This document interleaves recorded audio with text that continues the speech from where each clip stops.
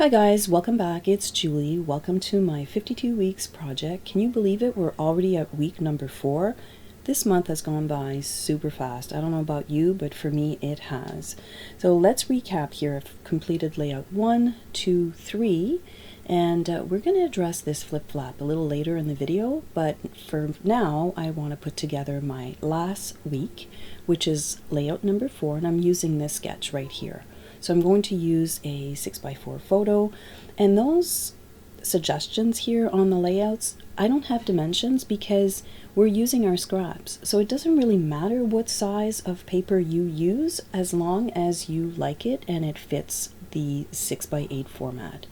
Now I did go ahead and I broke down and I bought the months of the year stamp set, and it is perfect for this project. So if you don't have a whole bunch of stamps like I do in my stash, this one here, probably you'd like it because you can mix old and new for this project for sure. So let's put this layout together. As you can see here, I did stamp that really nice sentiment in sapphire ink, and I'm going to ink distress all of the edges of the dark cardstock and pattern paper using charcoal. Now this is the same color that I've done for all 4 pages because I wanted to have a continuity for each of the months. So we're going to quickly here ink distress all of those pieces, and I'm going to put my layout together. Now even though these are flowers, because of the color, it totally works with these pictures. If you don't like the flowers, you have the option of flipping it over. Always look at the back side because Close to My Heart paper is definitely double-sided and it is awesome for that.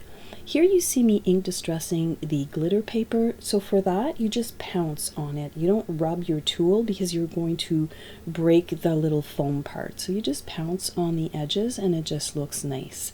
I just like ink distressing, that's a thing that I like to do. So here I'm putting down my little border, and I've used double-sided tape, and I realized after I put this in the page protector off camera that you really need to use something like liquid glass or liquid glue when you're putting something on top of glitter paper. So I was just going to get, I guess, a little bit too fast here and I forgot, but I did do it afterwards to make sure it was nice and secure. So here I'm going to add my picture, and I always add like the same distance at the top and on the side. I really don't measure, I just like pop it down, and it usually works really nicely. I like to flip my layouts over so that I don't mess up my picture, but you could see here that if you just put your sentiment, you're done. Your page is all done. But I had a few journaling strips that I wanted to add to this layout, so I was kind of like toying where I was going to put my title, and you'll see that in a minute. Like I wasn't sure if I was going to put it at the bottom, at the top, so I decided that it looked really good on the side of that picture. Because I didn't know where I was going to put this, I actually cut it to the same size, like the 4-inch, just that way it gave me an opportunity to kind of put this wherever it kind of fit on the page. And you'll see when you put these little layouts together, there's not a lot of real estate, so you'll find the perfect location for your title, I'm sure. So here I pulled out those little flower confetti, and they kind of look like little snowflakes to me. And they're iridescent, so they look really good. If you don't have those in your stash, that's fine. I'm sure you have little clear gems or something that would suit the bill.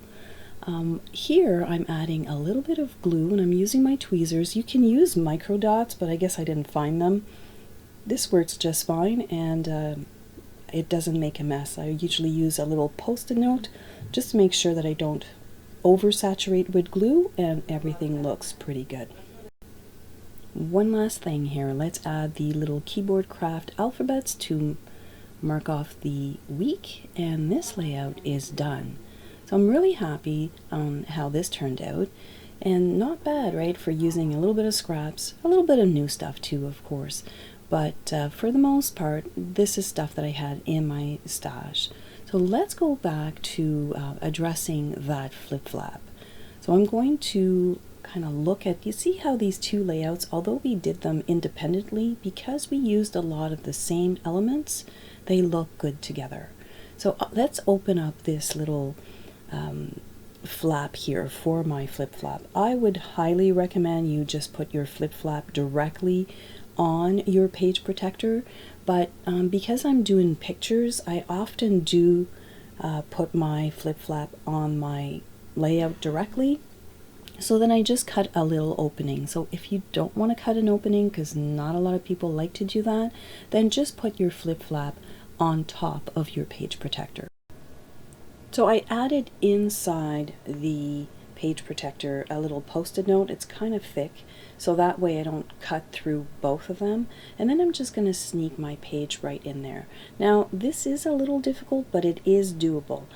Probably should have removed my pictures from my flip flap, but hey, let's live on the edge and let's see if this turns out. So I'm going to sneak that through, I'm going to pop that out, and there you go. It's perfect. So it's a lot of work. I would recommend definitely putting your flip flap on top of your page protector, but if you're like me and you forgot or you decide to change your mind, you know that this is an option. So let's put this book together. I really like this 6x8 format, and I think I've said that a few times here, only because check out these layouts. Super cute. It's a whole month worth of layouts, and they were done really quickly. So I'm adding all of my pages here just to make sure that I stay true to my challenge. So here are the layouts we've just completed, and I'm giving you a sneak peek of what the layouts are going to be for February. As always, take pictures, and I'll see you in the next video.